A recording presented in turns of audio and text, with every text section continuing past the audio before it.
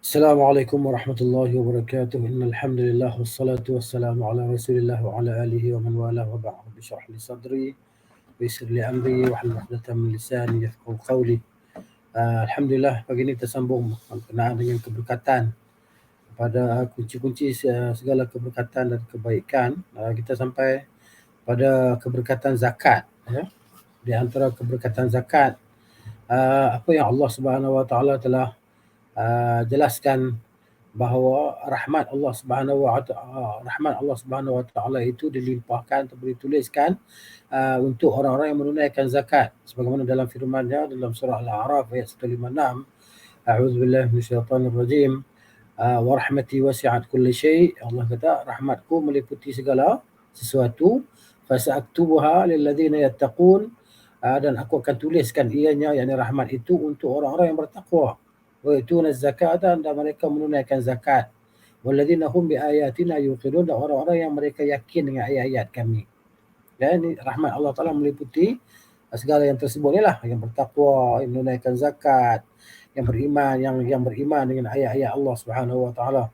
Jadi Allah Subhanahu Wa Taala jadikan keislaman seseorang yang baru masuk Islam tidak akan terlaksana ataupun tidak akan sempurna baginya persaudaraan dalam Islam. Maknanya kan orang Islam ni innamal mu'minuna ikhwatun, orang-orang Islam ni bersaudara, orang-orang beriman bersaudara. Jadi kalau orang Islam, orang kafir tu dia masuk Islam, dia revert kepada Islam, maknanya tidak akan lengkap ke hubungan persaudaraan dia dengan orang Islam yang lain, yang diibaratkan oleh Nabi SAW sebagai binaan. Yashuddu ba'duhum ba'da, sebahagiannya saling menguatkan sebahagian yang lain. Maknanya tidak akan berlaku melainkan selepas dia menunaikan solat. Mana selepas menunaikan solat. Kerana solat itu sendiri dalamnya ada hubungan kekeluargaan ataupun ukhuwah Islamiah yang dalam solat jamaah kan. Jadi kita saling bertemu setiap waktu, yang 5 waktu sehari semalam kita bertemu dengan saudara kaum muslimin. Begitu juga dengan menunaikan zakat, tidak akan sempurna terlaksana ukhuwah diniyah seseorang yang masuk Islam itu melainkan dengan menunaikan zakat.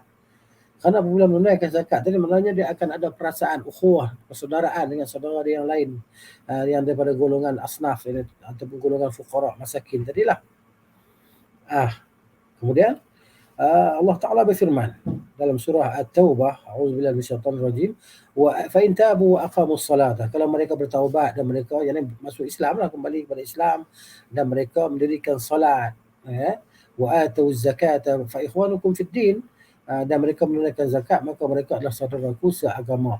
Ayat ni juga digunakan oleh sebagian ulama, maknanya menyatakan bahawa orang yang meninggalkan solat dengan sengaja dia jadi kafir. Sebab apa? Sini Allah kata fa in tabu wa aqamus salata, kalau mereka bertaubat, yang ni daripada kekufuran mereka, dan mereka kembali kepada Islam, dan mereka dirikan solat. Maknanya kalau tak dirikan solat masih belum Islam lah. Dan mereka menunaikan zakat, maka mereka adalah saudara kamu dalam agama. Kalau mereka tak solat, mereka tak tunaikan zakat, mereka bukan saudara kamu dalam seagama. Itu mafhum yang mukhalafah dia. Jadi Allah Subhanahu Wa Taala jelaskan bahawa para anbiya alaihi wassalam, mereka ni berwasiat, berpesan kepada umat mereka. Sebagaimana Nabi Isa alaihi salam yang direkam oleh Allah dalam surah Maryam ayat 31, yang Allah sebut dalam surah ini, dalam ayat ini Allah kata, a'udzubillahi minasyaitonir rajim, wa awsani bis salati waz zakati ma dumtu hayya, dan Allah Taala telah memerintahkan aku dengan solat, dengan mendirikan solat dan zakat selama mana aku hidup. Begitu juga Allah Subhanahu Wa Taala telah memuji nabinya, iaitu Nabi Ismail alaihi salam dalam surah Maryam, juga ayat 55, auzubillahi minasyaitonir rajim, wa kana ya'muru ahlahu bis salati waz zakati. Adalah Nabi Ismail alaihi salam yang menyuruh, memerintahkan keluarganya untuk mendirikan salat dan menunaikan zakat. Jadi maknanya solat dan zakat ni bukan syariat kita sajalah, syariat sebelum kita pun macam tu juga, sejak zaman Nabi Ismail alaihi salam, solat dan zakat. Jadi Allah Azza wa Jalla jadikan zakat itu sebagai sebab mana satu daripada sebab kejayaan seseorang mukmin. Maka Allah Taala berfirman, a'udzubillahi minasyaitonir rajim, qad aflahal mu'minun, sungguh telah berjayalah oleh orang-orang beriman. Sampailah kepada firman Allah, walladzina hum lizakati fa'ilun, dan orang-orang yang mereka itu menunaikan zakat. Jadi maknanya Ini di antara sebab untuk kejayaan dunia dan akhirat. Dan dalam surah Al-A'la Allah berfirman, a'udzubillahi minasyaitonir rajim, qad aflaha man tazakka. Sungguh telah berjayalah oleh mereka yang membayar zakat atau mensucikan, yakni mengeluarkan zakat. Dan begitu juga Allah Subhanahu wa taala memuji di atas kumpulan daripada kalangan hamba-hambanya dengan firman-Nya dalam surah An-Nur ayat 37, wa'a'udzubillahi minasyaitonir rajim, rijalun la tulhihim tijaratun wa la bai'un 'an dzikrillahi wa iqamis salati wa ita'iz zakati yakhafuna yawman tataqallabu fihi al-qulubu wal absar. Beberapa lelaki, rijalun, lelaki-lelaki yang tidak melalaikan mereka oleh perniagaan dan jual beli daripada mengingati Allah Subhanahu wa taala dan mendirikan solat, tidak lalai daripada mengingat Allah, tidak lalai daripada mendirikan solat dan tidak lalai daripada mengeluarkan zakat. Mereka takut satu hari yang mana akan berbolak-balik segala hati dan pandangan. Dan Allah Subhanahu wa taala memerintahkan para isteri Nabi-Nya sallallahu alaihi wasallam dengan firman-Nya dalam surah Al-Ahzab ayat 33, a'udzubillahi minasyaitonir rajim, wa aqimnas salata wa atinaz zakata. Hendaklah kamu semua, ini isteri-isteri Nabi, dirikan solat dan hendaklah kamu semua keluarkan zakat. Daripada Aisyah Ummul Mukminin radhiyallahu anha katanya, sabda Rasulullah SAW, asra'akunna lihaqan bi atwalukunna yadan. Maksud orang yang bersegera, yang segera akan menyusul aku, akan bersama dengan aku, maksud di syurga nanti, ialah mereka yang panjang tangannya. Maksud istilah dalam bahasa Arab, panjang tangannya yang pemurah lah. Kalau istilah panjang tangan dalam bahasa Melayu, maknanya yang mencuri kan, panjang tangan. Tapi bahasa Arab ni atwalukunna yadan, maksudnya yang panjang tangannya, yang pemurah tangan dia. Ya. Jadi fakunna yatatawalna ayyatuhunna atwalu yadan. Jadi maknanya jadi dengan ayat, untuk beramal dengan ayat ini, para isteri Nabi sallallahu alaihi wasallam mereka berlumba-lumba untuk menjadi orang yang pemurah. Kata Aisyah, fakana atwaluna yadan Zainabu. Yang paling pemurah di antara kami adalah Zainab. Kenapa? Li'annaha kanat ta'malu bi yadiha wa tatasaddaqu. Karena dia bekerja dengan tangan dia. Bekerja dan dia ada hasil, lalu dia bersedekah dengan hasil yang dia dapat tadi. Kata Aisyah radhiyallahu anha. Jadi zakat ni merupakan dalil, bukti atas kesahihan iman orang yang membayar zakat tadilah, dan tanda bahawa dia adalah orang yang membenarkan dengan hukum hakam Allah Subhanahu wa taala. Dan Rasulullah SAW bersabda, sedekah itu adalah cahaya, burhan, kan? Bukti. Sedekah itu adalah bukti. Bukti apa? Bukti tentang keimanan seseorang. Dalam satu riwayat Nabi SAW berkata, wa zakat burhanun ay dalil ala sihhati iman al-'abd. Maksudnya bukti di atas kesahihan iman seseorang hamba. Ya. Jadi zakat itu dia membersihkan orang yang membayar zakat daripada kotoran akhlak. Akhlak yang keji lah, akhlak yang buruk. Apa dia akhlak yang buruk? Bukhul, yang kebakhilan dan kedekut. Kan? Ini akhlak buruk lah. Jadi maknanya zakat itu dia merupakan sebab untuk seseorang itu menghasilkan kemanisan iman, untuk merasai kelazatan iman. Sebagaimana sabda Nabi sallallahu alaihi wasallam, "Salatun man fa'alahunna faqad dhaqa ta'mal iman." Ada 3 perkara, barang siapa yang melakukannya dia telah merasai kemanisan iman. Apa dia? Man 'abadallah wahdahu aw annahu la ilaha illahu. Mereka yang beribadah hanya kepada Allah, tiada yang layak diibadahi dan sebenarnya kecuali Dia. Wa ata zakat malihi, dia keluarkan zakat hartanya. Tibatan biha nafsuhu, tibatan biha nafsuhu, maksudnya dalam keadaan dia rela. Wafidatan alaihi kulla 'am, maksudnya dan dia keluarkannya setiap tahun. Ini maknanya mereka yang merasai kemanisan iman. Jadi maknanya kalau orang yang tak ada harta, macam mana nak keluarkan zakat kan? Kena jadi kaya dululah untuk keluarkan zakat. Gitu. Dan zakat itu juga merupakan sebab untuk mengangkat darjat seseorang, kan, kepada beberapa darjat yang tinggi dan memadam dosa-dosa tadi. Zakat boleh memadam dosa yang banyak lah. Ini sebagaimana firman Allah Ta'ala dalam surah At-Taubah ayat 103. Allah Ta'ala berfirman, a'udzubillahi minasyaitonir rajim, khudh min amwalihim shadaqatan tutahhiruhum wa tuzakkihim biha wa shalli 'alaihim inna salataka sakanun lahum. Ambillah daripada harta benda mereka sebagai sedekah yang menyucikan mereka, membersihkan mereka, kan? Dengan harta itu, jadi engkau sucikan, bersihkan mereka dengan harta mereka itu. Wa shalli 'alaihim, dan berselawatlah ke atas mereka, ini doakan ke atas mereka. Inna salataka, sungguh solat engkau, doa mereka engkau ke atas mereka adalah ketenangan untuk mereka. Daripada Kharim bin Fatik, katanya qala Rasulullah radhiyallahu anhu, katanya qala Rasulullah sallallahu alaihi wasallam, man anfaqa nafaqatan fi sabilillah, barang siapa yang memberi nafkah satu nafkah di jalan Allah, kutiba lahu bi 700 dhifin, akan tulis baginya dengan 700 kali ganda. Barang siapa yang bersedekah dengan satu sedekah di jalan Allah, Allah akan gandakan dengan 700 kali ganda. Dan daripada Abi Hurairah radhiyallahu anhu, katanya sabda Rasulullah sallallahu alaihi wasallam, man tasaddaqa bi adli tamratin min kasbi tibin, barang siapa yang bersedekah dengan sebiji, dengan seberat ataupun sama nilai dengan sebiji kurma, kan, daripada usaha yang baik, la yaqbalullahu illa tayyib, kenapa Allah tidak akan menerima melainkan yang baik. Wa inna Allah yataqabbaluha bi yaminih, sungguhnya Allah akan terima dengan tangan kanannya, dan kedua tangan Allah adalah kananlah. Thumma yurabbiha li sahibi, kemudian Allah Taala besarkan, kan, pahalanya, gandakannya untuk orang yang bersedekah tadi, kama yurabbi ahadukum fuluwahu, sebagaimana seorang yang apa nama dia menguruskan hartanya sehingga menjadi seperti gunung, gitu. Dan daripada Abi Hurairah radhiyallahu anhu juga, katanya sabda Nabi sallallahu alaihi wasallam, mathalul bakhil wal mutasaddiqi, mathalul bakhil wal mutasaddiqi, perumpamaan orang yang kedekut dan orang yang bersedekah, kamathali rajulaini alaihima jubbatani min hadidin, diumpamakan seperti dua orang lelaki yang pakai jubah daripada besi, min suddaihima, kan, daripada dada dia, suddai ni dada dia, ila taraqihima, hingga kepada taraqi, kan, kepada apa nama mulut mereka berdua sini, taraqi kan, sampai sinilah taraqi, kan, dekat sampai hidung tu. فأما المنفق فلا ينفق إلا سبغت وأوفر على جلده. Jadi maknanya orang yang memberi nafkah ni, kan, bila dia bagi nafkah, maka baju besi tadi akan terus melebar, menurun, kan, menutupi kulitnya sehingga tertutup jari-jarinya, kan, sehingga melabuh hingga ke bawah bukulan ni sampai menyeret tanah baju besi tadi, kan. Jadi baju besi jadi melebar, besar, kan, umpama dia macam tu.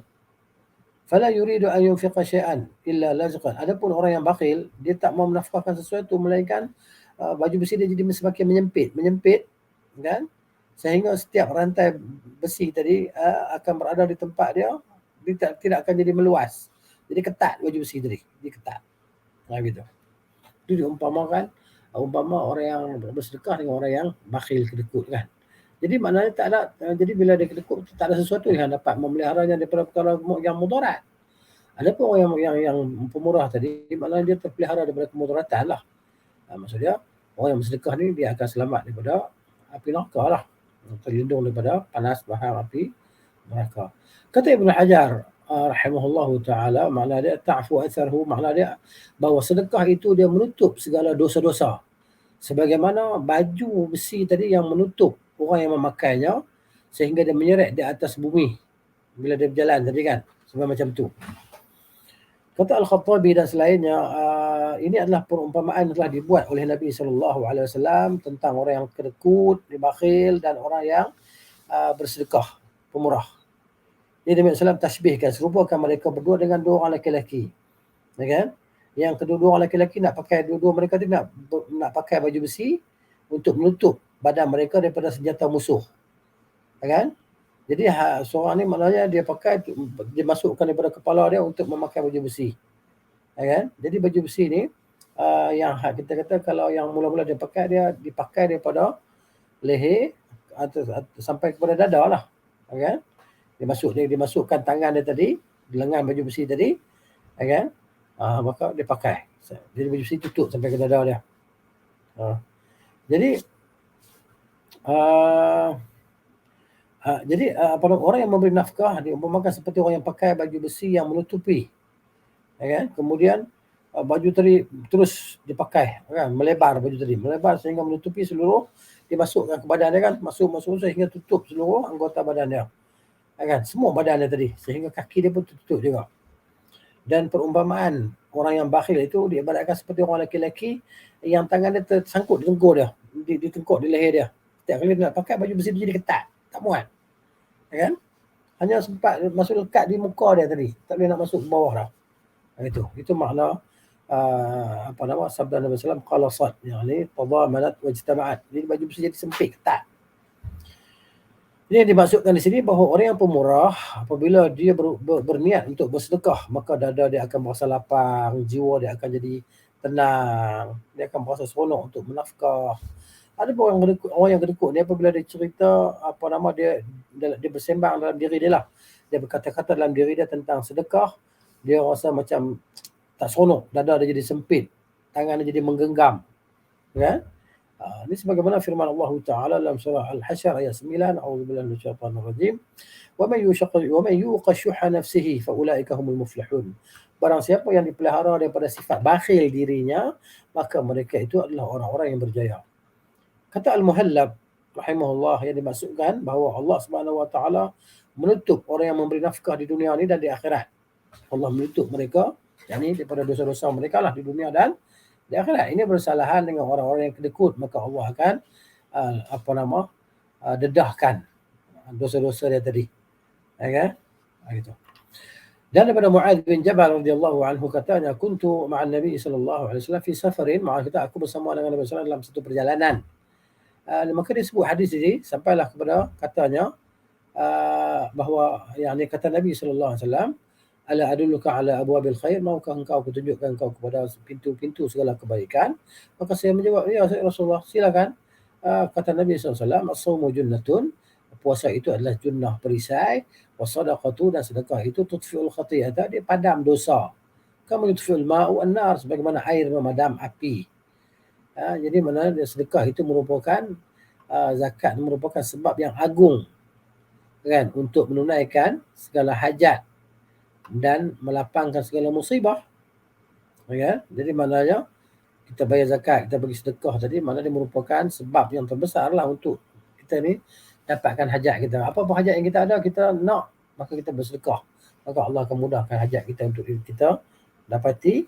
Begitu akan dihilangkan segala musibah yang ada dalam diri kita lah.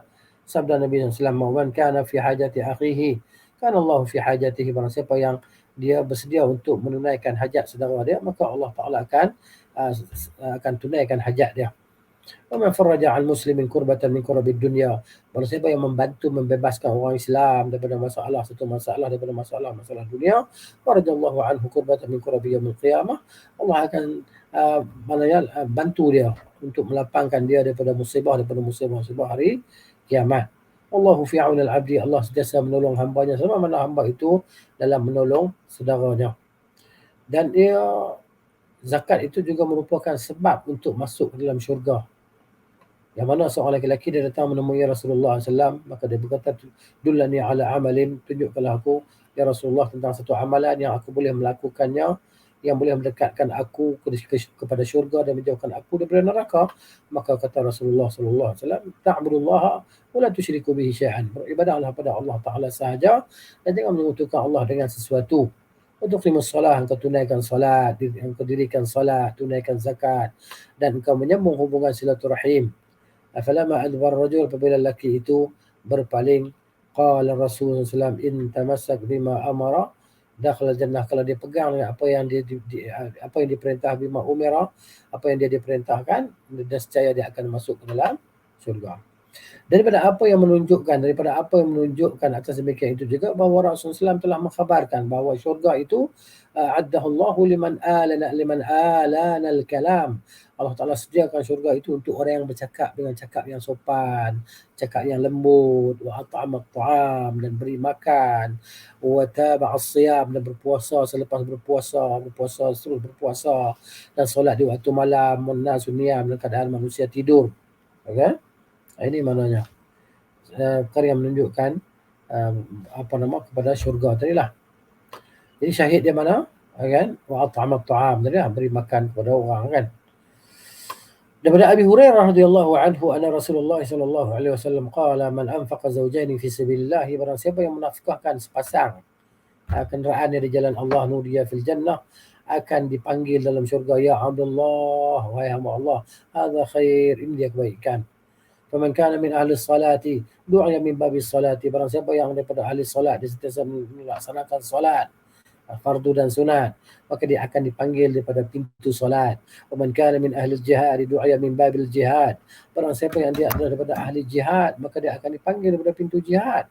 Wa man kana min ahli sadaqah, barang siapa daripada ahli sedekah, du'a min babil sadaqah, dia akan dipanggil daripada pintu sedekah. Wa man kana min ahli siyam, barang siapa daripada ahli puasa, du'a min babil rayyan, akan dipanggil daripada pintu ar-rayyan. Kata Abu Bakar As-Siddiq radhiyallahu anhu, ya Rasulullah, tidakkah ada seseorang yang akan dipanggil melalui semua pintu-pintu itu, kan? Maka kata Nabi SAW, "Na'am, wa arju an takuna minhum," aku harap engkau lah daripada kalangan mereka. Jadi begitu juga zakat ini, dia menegah daripada segala kejahatan dan kecurian lah. Kenapa? Kerana orang fakir, apabila mereka tidak mendapati sesuatu yang boleh menutup hajat mereka, kelaparan mereka, kesusahan mereka, maka mereka akan mencari jalan untuk menutup kelaparan dan kesusahan mereka. Jadi begitu. Zakat ni kepentingan dia. Kemudian dia juga akan menegah daripada panasnya api neraka pada hari kiamat. Dia akan menghalang daripada panasnya api neraka pada hari kiamat. Sebagaimana sabda Nabi SAW dalam satu hadis, kullu mri'in fi dhilli sadaqatihi yaumal qiyamah, bahawa setiap orang dia akan berada dalam lindungan, teduhan, benteng sedekahnya pada hari kiamat. Begitu juga zakat tadi, dia akan membersihkan harta dan membanyakkan harta. Dan dia juga menjadi satu sebab pada keberkatan dalam harta, sebagaimana dalam hadis sabda Nabi SAW, ma naqasat sadaqatun min malin, sedekah tidak akan mengurangkan harta. Kemudian di antara kelebihan zakat atau keberkatan zakat itu, dia merupakan sebab untuk turunnya segala kebaikan.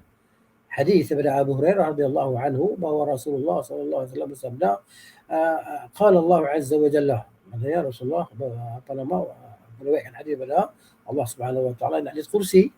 Qala Allah azza wa jalla, Allah Taala berfirman, anfiq unfiq alayka, berilah nafkah, aku akan beri nafkah ke atas engkau. Allah kata, bagi, aku akan bagi nafkah ke atas engkau.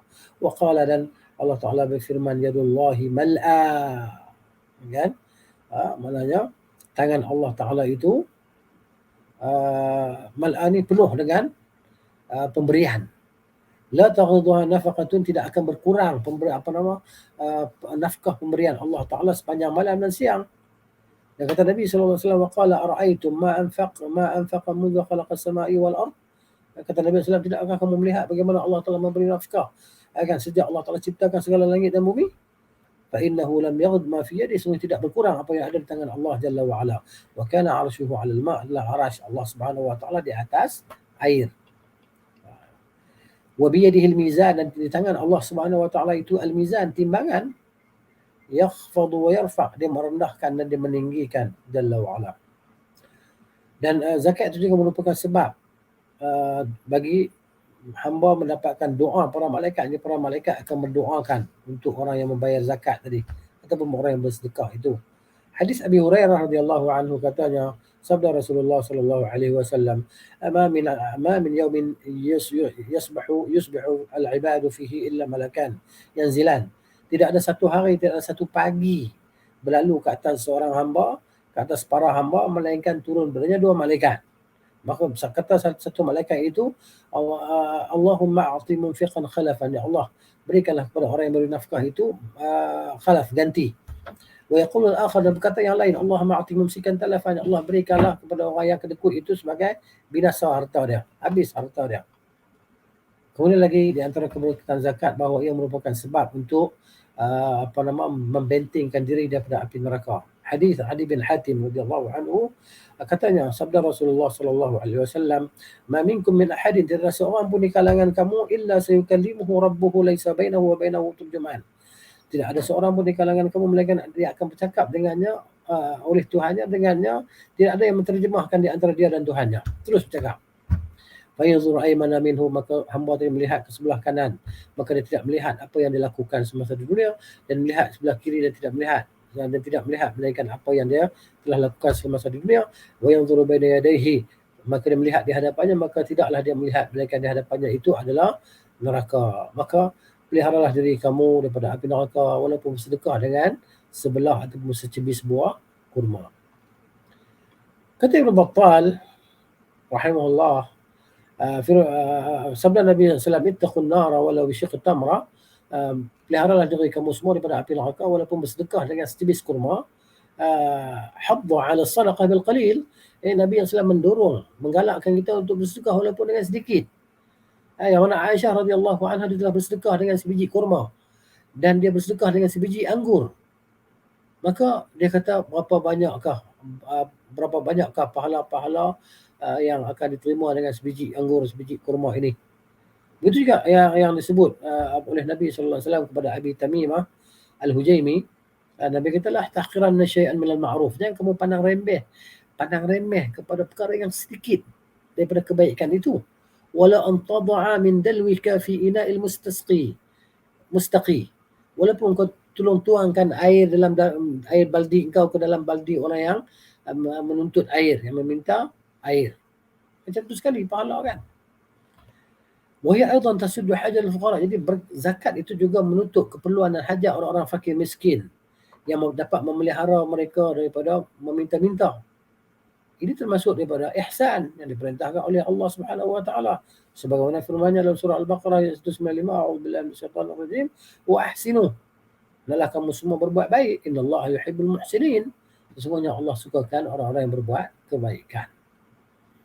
Dan daripada faedah-faedah zakat bahawa dia akan menyebarkan kasih sayang, kecintaan, hubungan rapat dalam masyarakat. Yang mana ketika itu orang fakir, orang miskin, dia akan ada perasaan bahawa orang kaya tadi memberi kepadanya sesuatu daripada harta dan kasihan kepadanya dalam ambil berat tentang kefakirannya, kan? Dan ketika itu dia akan merasa tenang hati dia, kan? Dan dia akan merasa bahagia, yang mana kebahagiaan itu tidak mengetahuinya melainkan hanya Allah Subhanahu wa taala. Dan orang kaya pula ketika dia memberi kepada orang miskin, dia akan rasa dengan kemanisan bersedekah itu dan kemanisan berbuat ihsan kepada orang-orang miskin. Jadi sifat mulia dan sifat pemurah adalah di antara sebab-sebab untuk mendatangkan kelapangan jiwa. Jiwa jadi lapang dengan sifat pemurah. Firman Allah Ta'ala dalam surah Al-Dhariyah ayat 15 sampai 19, a'udzubillahi minasyaitonir rajim. Innal muttaqina fi jannatin wa 'uyun. Sesungguhnya orang-orang bertakwa itu mereka akan berada dalam syurga-syurga, kenikmatan dan mata air. Akhidina ma atahum rabbuhum. Mereka akan mengambil apa yang diberikan kepada mereka oleh Tuhan mereka. Innahum kanu qabla dhalika muhsinin. Sesungguhnya mereka sebelum itu semasa di dunia mereka adalah orang-orang yang berbuat baik, berbuat ihsan. Kanu qalilan minal lail ma yahja'un. Mereka itu amat sedikit tidur waktu malam. Wa bil ashari hum yastaghfirun. Dan pada waktu sahur mereka beristighfar. Wa fi amwalihim, dan pada harta benda mereka hakun, ada hak lisaili bagi orang yang meminta, wal mahrum, dan orang yang susah. Kata Ibn Qayyim rahimahullahu ta'ala, fakama akhadhu ma amarahum bihi. Sebagaimana apa yang mereka ambil, apa yang Allah Ta'ala perintahkan kepada mereka di dunia dan mereka menerima dengan redha dan lapang dada, maka mereka akan nanti di akhirat nanti mereka akan ambil balasan dia, kan? Sebagaimana kadzalika thumma dzikra sabab, kemudian disebut sebab yang boleh menyampaikan mereka kepada balasan kebaikan di akhirat itu, iaitu ihsan mereka, perbuatan baik mereka, kan, yang di dalamnya terkandung perbuatan baik kepada para hamba Allah Subhanahu wa taala. Dan dalamnya terkandung juga ibadah mereka hanya kepada Allah, tidak menyekutukannya, dan mereka melaksanakan segala hak yang telah dituntut untuk mereka laksanakan. Hak Allah Subhanahu wa taala dan hak para hamba. Kata Imam At-Tabari rahimahullahu taala berkenaan dengan firman Allah, wa fi amwalihim haqqul lisaili wal mahrum, dan harta benda mereka ada hak bagi orang yang meminta dan orang yang memerlukan. Allah Ta'ala menyebut, ya, dan pada harta benda mereka, yakni orang-orang yang berbuat kebaikan itu, yang Allah sebutkan sifat mereka itu, ada hak bagi orang yang meminta, yang berhajat lah, kan, pada apa yang ada di tangan mereka. Itu juga orang yang berkeperluan. Kemudian daripada Abdullah bin Abbas radhiyallahu anhuma, dia kata, man kanu malun yablughu hajj baiti rabbih. Siapa yang ada harta untuk sampai ke Mekah untuk buat haji, kan, ataupun wajib ke atasnya zakat, maksudnya sampai haul nisab dia, maka dia tidak melakukannya. Dia tak bayar zakat dan tak pergi haji. Atau ada zakat tak bayar, haji pun tak pergi. Maka nanti dia akan minta kembali ketika mati. Dia akan minta kembali ke dunia untuk buat benda tersebut. Maka bila Ibn Abbas radhiyallahu anhu kata macam tu, maka seorang lelaki kata, "Ya Ibn Abbas, ittaqillah. Bertakwalah engkau kepada Allah. Hanya saja yang minta kembali ke dunia ni adalah orang kafir." Kata Ibn Abbas, "Aku akan bacakan kepada kamu ayat tentang ini." Firman Allah dalam surah Al-Munafiqun ayat 10, A'udzubillahi minasyaitonir rajim. وأنفقوا مما رزقناكم من قبل أن يأتي أحدكم الموت فيقول ربي لولا أخرتني إلى أجل قريب فأصدق وأكون من الصالحين. Dan hendaklah kamu semua nafkahkan daripada apa yang kami rezekikan kepada kamu sebelum datang kepada seorang kamu kematian. Lalu dia akan berkata, Tuhanku, alangkah baiknya kalau kau takhirkan, kau lambatkan tempoh kematianku ini. Pada satu masa yang terdekat, aku nak bersedekah dan aku nak termasuk di kalangan orang-orang yang saleh. Daripada Aisyah radhiyallahu anha katanya, telah dihadiahkan kepada Rasulullah SAW seekor kambing. Maka Nabi kata kepada Aisyah, bahagikan dia. Kan? Maka Aisyah radhiyallahu anha apabila dibahagikan hamba dia tadi pergi bagi kambing tadi, maka bila hamba dia balik dia tanya, apa yang mereka katakan kepadamu? Dia orang tadi pun menjawab, kan? Mereka berkata, barakallahu fikum, semoga Allah memberkati kamu. Fataqula Aisyah kata radhiyallahu anha, dan pada mereka keberkatan daripada Allah. Kan? Kita kembalikan kepada mereka seperti kita kata sebagaimana mereka kita kata kepada mereka, ucap kepada mereka sebagaimana mereka ucap kepada kita. Dan wayqa, dan pahala kita kekal pada kita. Wayqa ajruna lana. Kita masuk mula tentang keberkatan dalam menafkah dan dimakruhkan kita ni menghitung-hitung harta kita. Bila kita sedekah, kita kira balik berapa lagi tinggal. Aku dah bagi 500, tinggal lagi, tinggal 200 lagi. Dimakruhkan kita mengira-ngira apa yang ada tadi. Menafkah jangan duk kira. Gitu. Daripada Asma binti Abi Bakar radhiyallahu anhuma, bahawa telah datang bahawa dia pergi jumpa Nabi SAW. Maka Rasulullah bersabda, la tu'i fayu'i Allah. Jangan kau menyimpan, nanti Allah akan simpan ke atas kau. Jadi maksudnya kau simpan ni, kau dekut, kau tak bagi, maka Allah tak akan bagi pada kau. Ardakhi mastata'ti, berikanlah apa yang kau mampu. Satu riwayat kata, la tuki fayuka alaiki. Jangan ikat, nanti Allah akan ikat ke atas kau. Jangan simpan, ikatlah, maksudnya nanti Allah akan ikat ke atas kau. Satu riwayat kata, la tuhsi, jangan kau hitung yang kira, nanti Allah akan berkira ke atas kau. Jangan berkira, nanti Allah akan berkira ke atas kau. Kata Ibn Hajar rahimahullah dalam kitab Fathul Bari, dan makna larangan di sini adalah menegah, makna larangan adalah menegah sedekah. Tidak mau bersedekah kerana takut habis barang. Siapa tak sedekah nanti habis. Itu menunjukkan di antara sebesar-besar sebab untuk memutuskan keberkatan. Kenapa? Kerana tidak bersedekah kerana takut habis duit kita. Kenapa? Kerana Allah Ta'ala akan memberi ganjaran ke atas orang yang memberi tanpa hisab. Jadi waman la yuhasabu 'inda al-jazaa'i la yuhsab 'alaihi 'inda al-'ata'. Barang siapa yang tidak menghitung, yang tidak dihitung ketika dia dapat balasan, maknanya tidak mendapat balasan, la yuhsabu 'alaihi 'inda al-'ata'. Maksudnya dia tidak akan dihitung ketika dia memberi. Barang siapa yang mengetahui bahawa Allah Ta'ala merezekikan kepadanya min haitsu la yahtasibu, tanpa dia menghitung, maka hak dia untuk memberi dan dia tidak menghitung. Jadi kalau kita nak rezeki yang datang kepada kita tanpa terhitung, maka berilah kita tanpa menghitung. Nak rezeki tak terhitung, tapi biasa nak bagi kira dulu, banyak mana kita nak bagi, sikit. Nanti habis apa yang kita ada. Gitu. Wa qila, dan dikatakan al-murad bil ihsa'i udda syai'. Yang dimaksudkan dengan ihsa' dengan berkira ni adalah dia menghitung sesuatu. Mana untuk disimpan dan tidak dinafkahkan. Jadi kalau dia buat macam tu, Allah Ta'ala akan hitung juga untuk dia, akan diputuskan keberkatan daripada dia. Akan tertahan rezeki daripada dia. Jadi maknanya ataupun dia akan dihisap di hari akhirat.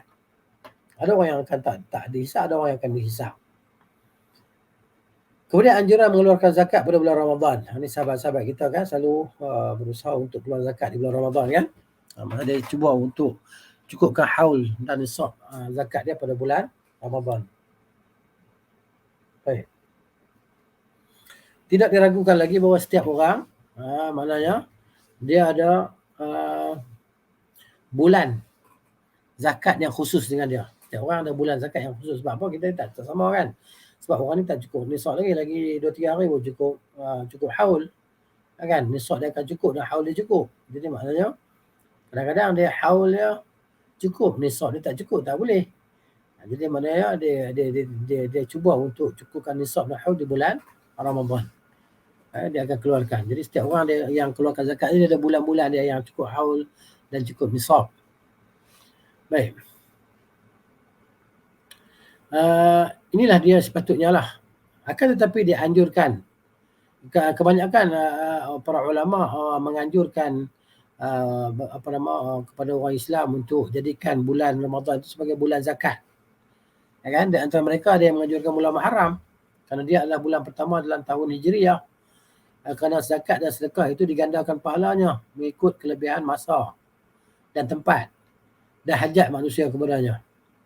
Kerana ini harus bagi seorang Muslim untuk mendahulukan bulan zakatnya apabila wajib ke atas zakat lah maksudnya. Kan? Sehingga maknanya ia sempat untuk mengeluarkan zakat daripada bulan Ramadan. Maksudnya kita dia berusaha untuk cukupkan haul dan nisab di bulan Ramadan. Contohnya bulan Ramadan terlepas dia dah bayar zakat. Kan? Jadi bila sampai bulan Ramadan ni maknanya sampai bulan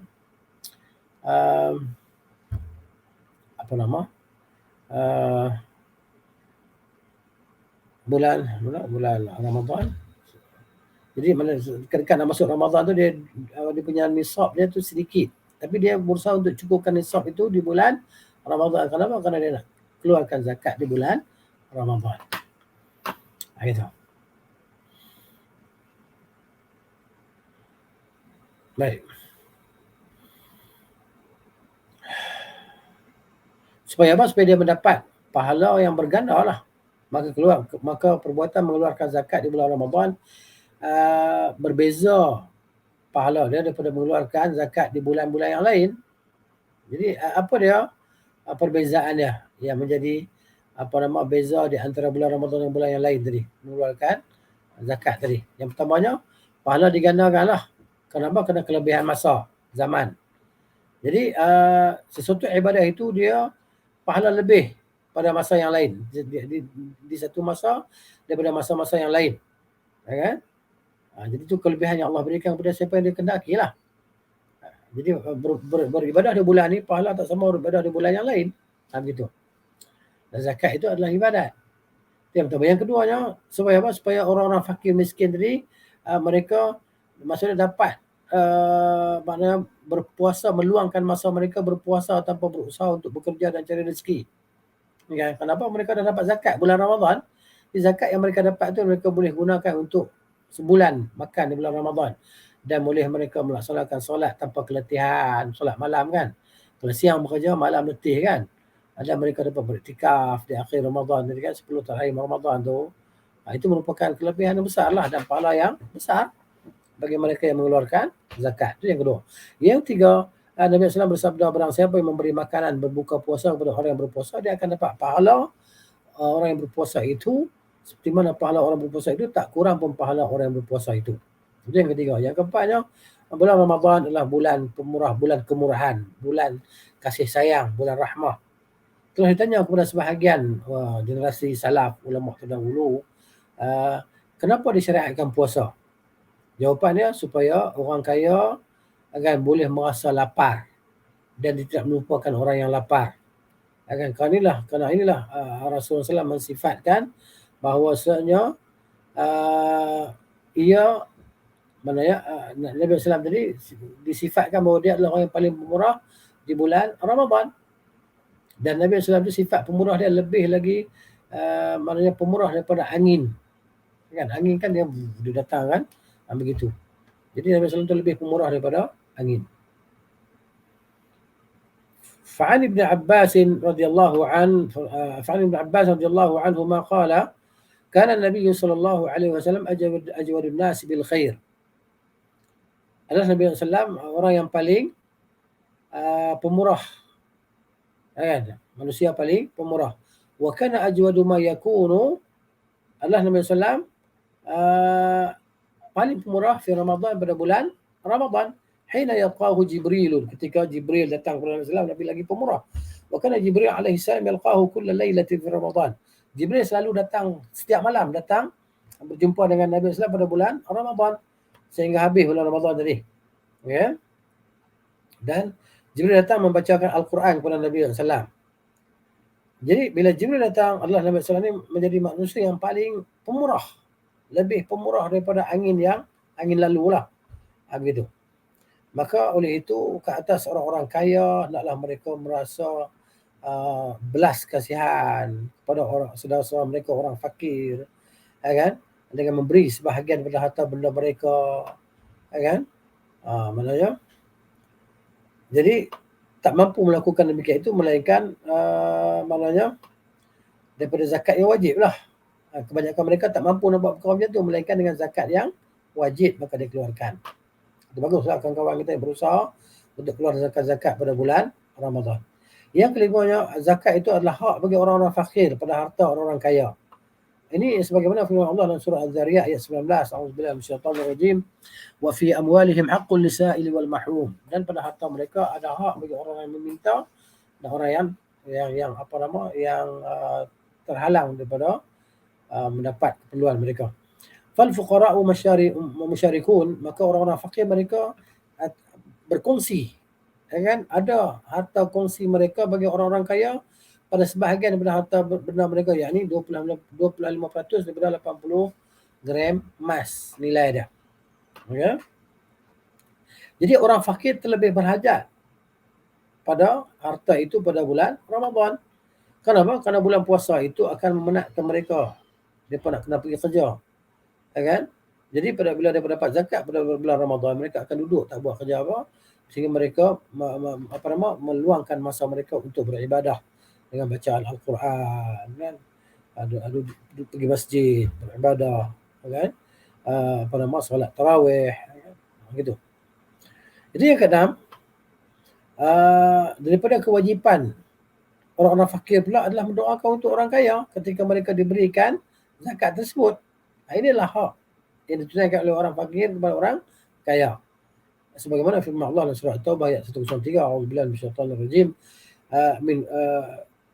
khudh min amwalihim sadaqatan tutahhiruhum wa tuzakkihim biha wa shalli 'alaihim inna salata sakanun lahum wallahu samii'un 'alim.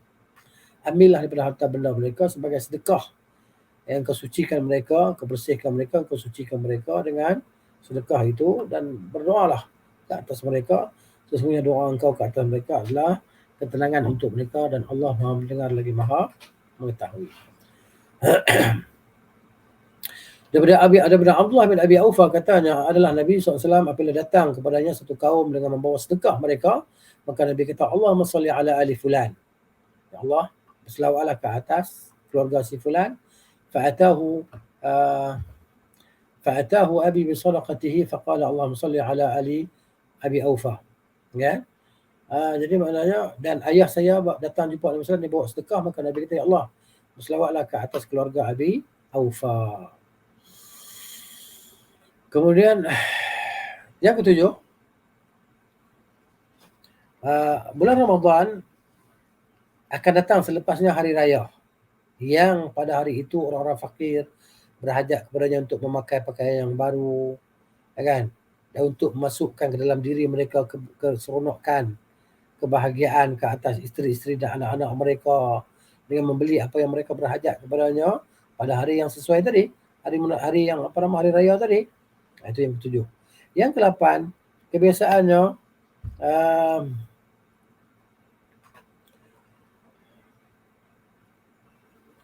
jadi kebiasaannya ma tatibu nafsul muslim, maknanya jiwa orang Islam ni, kan, dia berasa macam, kan, tak seronok untuk melakukan amalan kebaikan dan dia berlaku murah, yang dia jadi orang pemurah dengan memberi nafkah ketika dia apa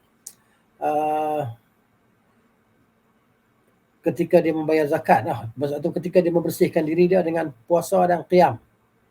Maksudnya dia nak puasa, kebiasaannya orang Islam ni dia bukan nak buat puasa saja, bukan nak solat tarawih saja bulan Ramadan, nak buat segala kebaikan. Jadi dia seronok untuk keluarkan zakat itu.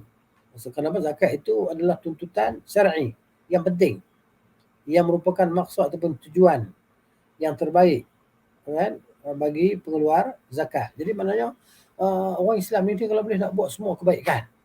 Jadi dia rasa tak seronok nak puasa dan hanya puasa dan qiyam saja. Dia nak sedekah juga. Jadi sedekah ni yang terbaik, pahala dia yang besar adalah sedekah yang wajib. Jadi sedekah yang wajib tu zakat lah, itu maksudnya. Yang ke-9, menghimpunkan di antara puasa dan sedekah zakat adalah daripada perkara yang mewajibkan seseorang itu untuk masuk ke dalam syurga.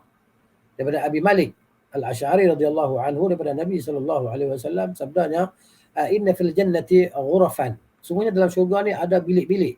Contoh bilik-bilik, yura zahiruha min batiniha, dapat dilihat daripada dapat dilihat keluarnya daripada dalamnya, wa batinuha min zahiriha, dan dapat dilihat daripada dalam keluar ke dalamnya.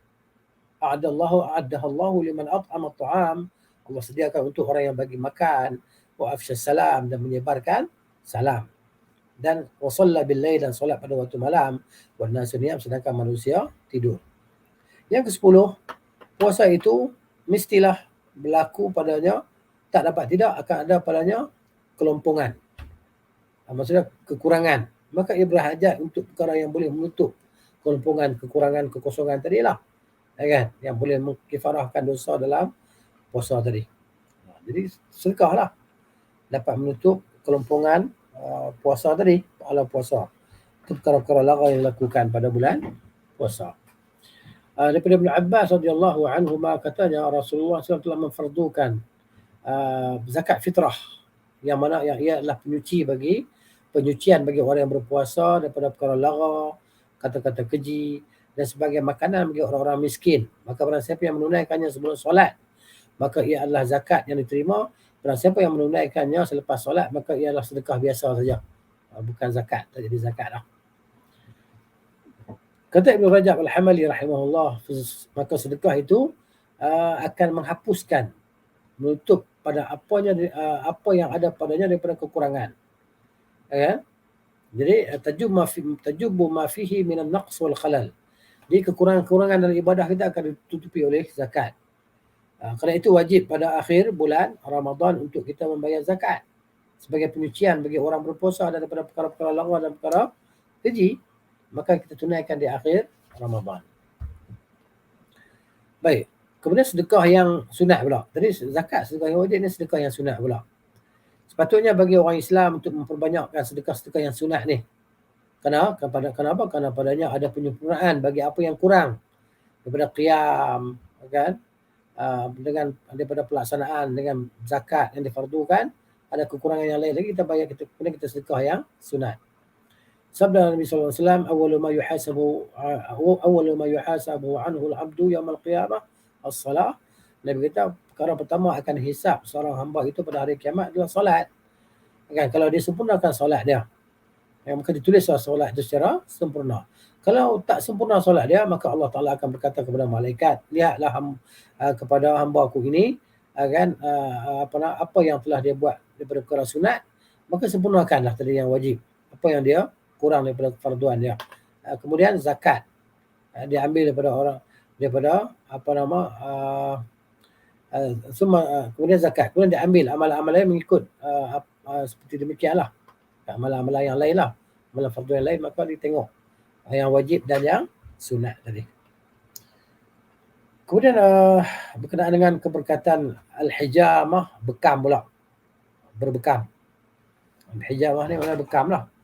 Daripada Ibnu Umar katanya radhiyallahu anhuma, ya Nafi', wahai Nafi', qad tabayyagha bi ad-damu faltamis li hijaman waj'alhu rafiqan in istata'ta wa la taj'alhu shaykhan kabiran ولا صبيا صغيرا فإني سمعت الرسول صلى الله عليه وسلم يقول الحجامة على الريق أمثل وفيه شفاء وبركة وتزيد في العقل وفي الحفظ فاحتجموا على بركة الله يوم الخميس واجتنبوا الحجامة يوم الأربعاء والجمعة والسبت ويوم الأحد تحريا واحتجموا يوم الاثنين والثلاثاء فإنه اليوم الذي عافى الله فيه أيوب من البلاء وضربه بالبلاء يوم الأربعاء فإنه لا يبدو جذام ولا برص إلا يوم الأربعاء أو ليلة الأربعاء.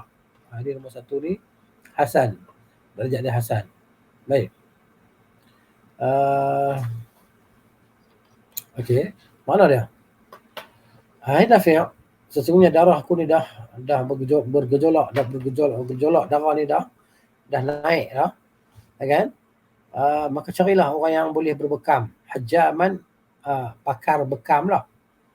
Jadikanlah dia sebagai rafiqan, maksudnya kawan yang pada rapat lah kalau kau mampu, kalau kau boleh.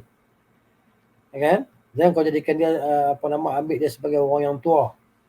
Jangan ambil orang bekam tadi, ambil orang bekam ni sebaya dengan kau lah masa gitu, orang muda lah. Rafiqan yang boleh buat kawan lah.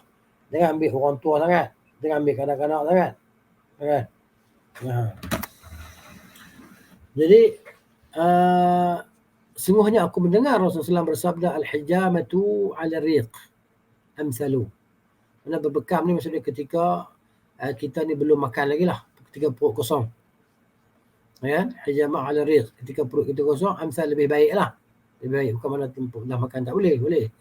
Padanya ada syifa, ada ubat, ada keberkatan, akan menambah pada kebijaksanaan akal, menambahkan kecerdasan pada akal, dan padanya ada penjagaan lah pada kesihatan. Maka adalah kamu semua berbekam dengan keberkatan daripada Allah Ta'ala pada hari Khamis. Jauhilah berbekam pada hari Rabu dan hari Jumaat dan hari Sabtu dan hari Ahad. Kan? Maksudnya jadi kalau hari itu maknanya hari Ahad, maksudnya hari Rabu, Jumaat, Sabtu dan hari Ahad itu sebagai menjaga lah. Kalau terpaksa bekam je lah. Harian sebagai kita berjaga-jaga. Dan berbekamlah kamu semua pada hari Isnin dan hari Selasa. Kan? Maka sungguhnya hari yang Allah Ta'ala sembuhkan padanya Nabi Ayub alaihissalam, hari Isnin dan hari Selasa tu kan Allah Ta'ala sembuhkan Nabi Ayub daripada penyakit dia, dan Allah Ta'ala timpakan musibah kepada penyakit kepada Nabi Ayub tu pada hari Rabu. Kan? Sungguhnya tidak zahirlah penyakit kusta, sopak, melainkan pada hari Rabu ataupun malam Rabu. Ini dia. Hadis tu keberkatan bekam tu lah. Kemudian keberkatan maknanya bela kuda. Membela kuda ataupun melihara kuda. Melihara kuda ni ada keberkatan dia. Daripada Anas radhiyallahu anhu katanya, sabda Rasulullah sallallahu alaihi wasallam, al-barakatu fi nawasi al-khayl. Keberkatan itu pada dahi-dahi ataupun wajah-wajah kuda. Yang usap kepala kuda tadi kan. Gitu.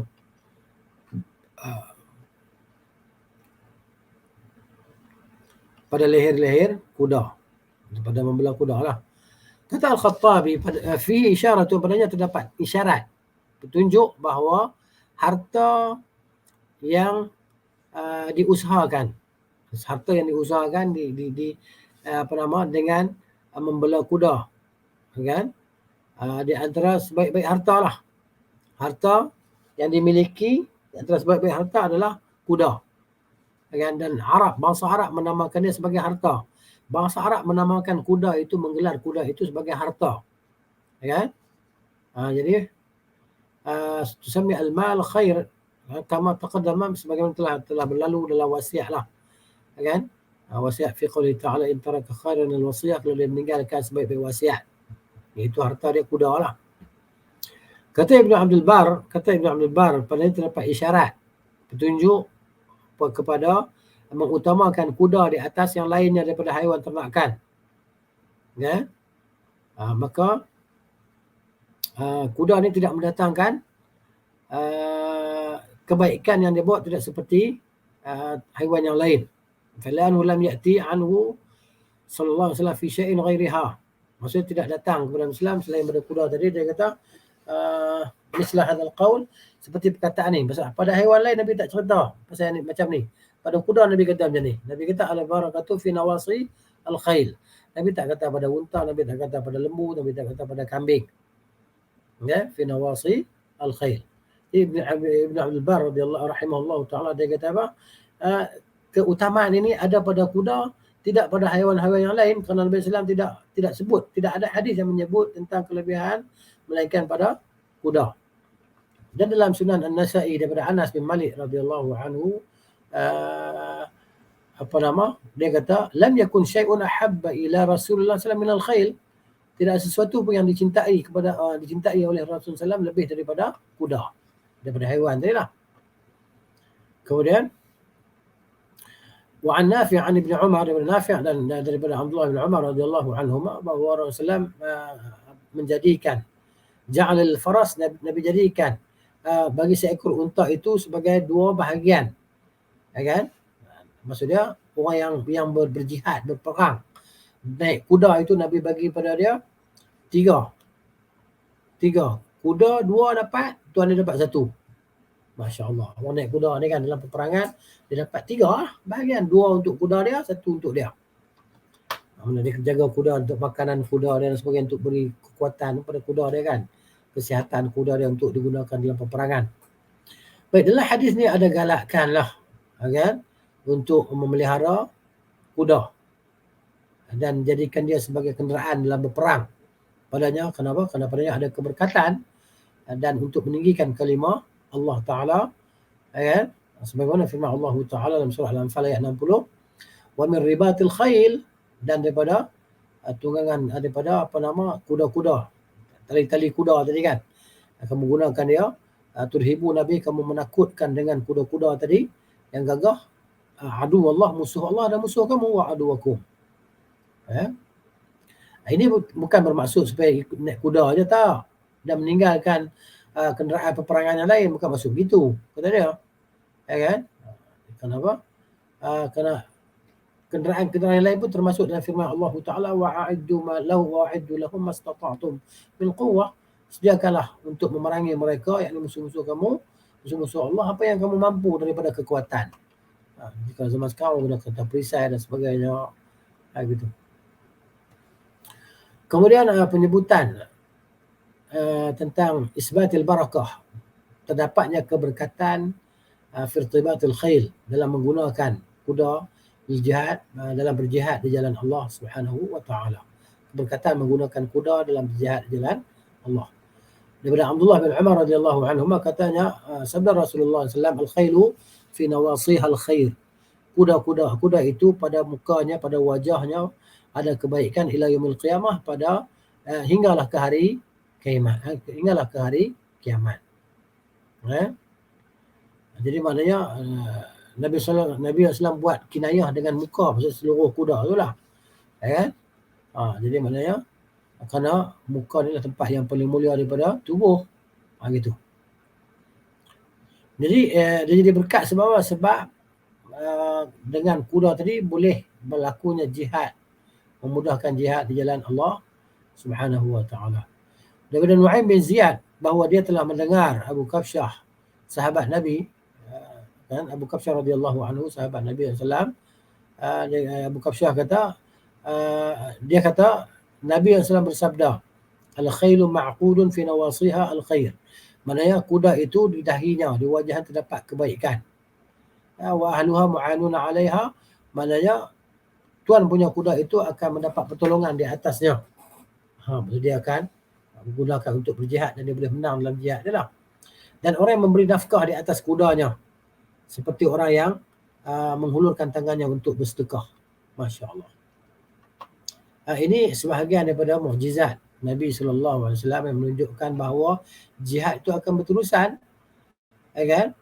Dan peninggian kalimah Islam itu akan berterusan sampai ke hari kiamat. Dan orang Islam tidak akan berusaha untuk meninggikan kalimah Allah dan menyebarkan Islam sampai ke hari kiamat lah. Dan mereka akan menafkahkan atau memberi infak di atas penyebaran Islam itu sendirilah. Ini mukjizat Islam bahawa Nabi jelaskan akan berlaku perkara ni sampai hari kiamat.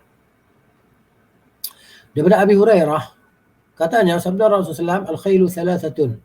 Kuda ni ada 3 jenis lah. Hiya li rajulin ajrun. Dia boleh bagi pahala pada seseorang. Wali ar-rajulin sitrun, dan dia boleh menutup seseorang, kan? Menutup hajat seseorang lah, kan? Sebab nak pergi sana sini mudah, kan? Dan bagi seorang pula dia jadi dosa. Itu 3 jenis orang ni. Maka orang yang dapat pahala dengan kuda tadi, seorang lelaki yang diikat kuda dia jalan Allah Ta'ala, disediakan kuda dia di jalan Allah Ta'ala, diikat pelana dia, diikat kekang dia untuk jalan Allah, kan? Fa'atala laha fi marajin aw radatin fama asabat fi tiliha fil maraj wa rad kana lahu hasanat. Maknanya bila dia gunakan kuda dia berjihad di jalan Allah, pergi ke jalan kawasan yang pergunungan dan di kawasan lembah, kan? Jadi maknanya itu sini maknanya apa-apa tali yang digunakan untuk ikat kuda dia tadi, kan, sama ada di kawasan yang lembah ataupun kawasan yang kita panggil kawasan pergunungan, kana lahu hasanat, maka baginya adalah pahala-pahala lah, banyak pahala. Walau annaha quta'at tilaha fastannat syarafan aw syarafain kana atharuha wa urathu hasanat lahu. Okay? Jadi kalau tali dia tadi terungkai ataupun terputus, maka dia pergi fastannat syarafan aw syarafaini, dari sini al-jarat wa syaraf wal 'ali min al-ard. Maka dia, bila tali dia putus, dia pun berlari ke atas bukit, kan, ataupun tempat tinggi lah, berlari di atas bukit kuda dia tadi. Kana atharuha, adalah kesan dia tadi, tapak kaki dia tadi, dan najis kuda tadi, arwathuha tu adalah menjadi kebaikan atau pahala untuknya, untuk tuan dia tadi. Kalau dia lalu di sungai, kan, kuda dia tadi, maka kuda dia minum, kan? Maknanya bukan dia nak bagi minum pun, tapi kuda dia minum, dia sambil lalu sungai tadi dia minum. Maka perbuatan kuda dia terminum di air sungai tadi adalah pahala untuk dia. Ya? Ini orang yang maknanya kuda tu jadi pahala untuk dia. Jadi yang kedua, yang kuda dia tadi jadi jadi penutup bagi dia, penutup hajat bagi dia, maknanya pemudah bagi dia, kan? Yang mana dia tadi tidak meminta-minta kepada manusia, dengan sebab kuda dia akan pergi ke sana, pergi bekerja, melaksanakan hajat dia, kan? Dan dia tidak melupakan hak Allah Ta'ala pada unta tadi, kan? Maknanya bagi dia adalah sitrun, penutup. Sitrun yang boleh jadi penutup daripada api neraka pun dia jugalah, kan? Dan yang ketiga, orang yang ada kuda kerana dia nak sombong dengan kuda dia dan kena riak, kan? Nak riak, maka dia dapat dosa lah. Kemudian baik, kata Ibn Hajar dalam kitab Fathul Bari, dalam hadis ni ada penjelasan bahawa kuda kan, maksudnya padanya ada kebaikan dan keberkatan apabila kita ambil dia, kita pelihara dia untuk jalan ketaatan kepada Allah Subhanahu wa Ta'ala dan perkara-perkara yang diharuskan. Jika tidak, dia akan jadi perkara yang dikeji lah. Bila Abi Hurairah radhiyallahu anhu katanya, kata Rasulullah SAW, man ihtabasa farasan fi sabilillah, siapa yang menahan kuda dia di jalan Allah, maksudnya dia menggunakan kuda di jalan Allah Ta'ala dalam keadaan dia beriman dengan Allah dan membenarkan dengan janji Allah, fa inna syu'bahu wariyuhu wa rawthuhu bawluhu fi mizanihi yaumil qiyamah. Sesungguhnya syab'u, laparnya, lapar kuda itu dan dahaganya kuda itu dan najis kuda itu dan kencing kuda itu berada dalam timbangannya pada hari kiamat. Kata Rasulullah SAW daripada Abu Hurairah juga, perumpamaan bagi orang yang menafkahkan kudanya akan di jalan Allah Ta'ala seperti mana orang yang bersedekah, yang memberikan sedekah dengan kedua-dua tangannya, gitu. Kemudian kata Ibn Hajar, wa fi hadzal akhbar, dan pada perkhabaran ini semuanya adalah menggalakkan galakkan untuk berperang di jalan Allah Ta'ala dengan berkuda dan untuk menjaga Islam dan orang Islam hingga ke hari kiamat. Okay? Kerana barang siapa yang melazimi jihad di jalan Allah Ta'ala, kan? Apa nama dia kata sini? Wa fi hadha al-akhbar kulliha targhib fil ghazwi 'ala al-khair wa baqa'il Islam. Dia maknanya galakkan untuk berperang di atas kuda dan untuk melangsungkan perjuangan menegakkan Islam dan ahlinya pada hingga ke hari kiamat. Jadi barang siapa yang melazimi jihad, kan? Maka mujahidin akan sentiasa adalah, dan mereka adalah orang-orang Islam. Dan ia adalah seperti hadis yang telah disebut, la tazalu ta'ifatu min ummati yuqatiluna al-haq. Kata Nabi SAW, sentiasa adalah satu puak di kalangan umatku yang mereka itu berperang di atas kebenaran. Jadi sentiasa ni sampai hari kiamat lah. Jadi habislah kita di sini. InsyaAllah kita sambung akan datang pada tajuk Barakatul Ghanam, keberkatan kambing dan selainnya daripada ternakan. Wallahu ta'ala alam bis-shawab. Wassallallahu ala nabiyyina Muhammad wa ala alihi wa sahbihi ajma'in. Subhanakallahumma wa bihamdika asyhadu an la ilaha illa anta astaghfiruka wa atubu ilaik. Assalamualaikum warahmatullahi wabarakatuh.